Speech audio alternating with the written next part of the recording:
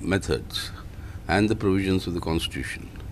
Once an impeachment motion is signed by the adequate number of members of Parliament, then the presiding officer of either house has no other option but to refer this to a committee of 3, which under normal circumstances will have a judge of the Supreme Court, one of the Chief Justices of the High Court, and an eminent jurist. But since this is an impeachment motion against the Chief Justice of India, it should have been 2 members of the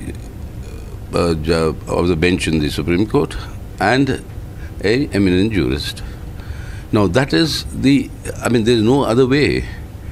The Honorable Vice President or the Chairman of the Rajya Sabha or the Presiding Officer of the Lok Sabha cannot apply their independent mind to decide.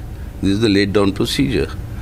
And in the history of India's parliamentary democracy, if there is any one successful impeachment that was carried through, that was the impeachment that I had moved against Justice Sumitra Sen some years ago. So all this procedure was properly studied. Now, if that committee had suggested that the reasons for moving this impeachment motion are not tenable, then the Vice President could have taken this decision. But without going through that process, there seems to be some degree of hurry. And some things are in the pipeline which they don't want to disturb. And after seeing the judgment on the Justice Loya case, it's very obvious to everybody that how even the independence of the judiciary is under a very, very grave threat. And that is why this is born, and this is a very, very grave, dangerous signal that our democracy and the independence, integrity of the judiciary is today under a severe attack.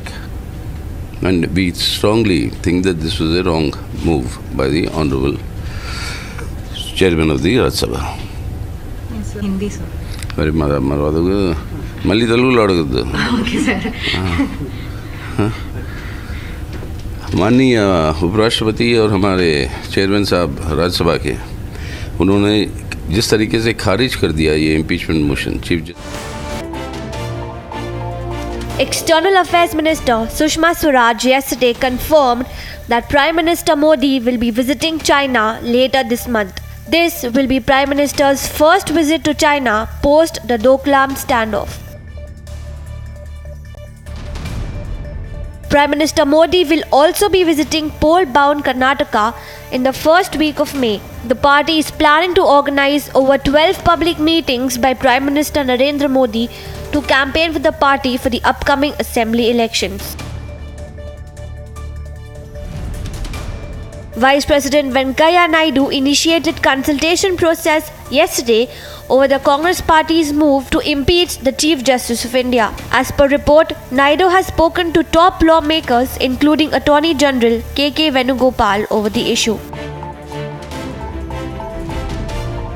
BJP President Amit Shah lashed out at the Congress party during an address, accusing the party of letting the nation down time and again. In an all-out attack, Shah said that the party hasn't done anything for the country in the last 50 years.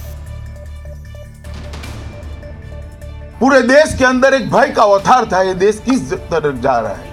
कहीं हमारी multi party democratic system failure की ओर तो नहीं चल रही? संविधान विफल तो नहीं हो जाएगा? यहां तक की सोचे थी. और पूरा देश, न केवल देश, दुनिया भर में रहने वाले भारतीय सोचते थे कि देश किस ओर जा रहा है. एक के बाद एक घपले, घोटाले, भ्रष्टाचार, 12 लाख करोड़ के भ्रष्टाचारों की सीरीज कांग्रेस के शासन के अंदर सरफेस पर आई थी.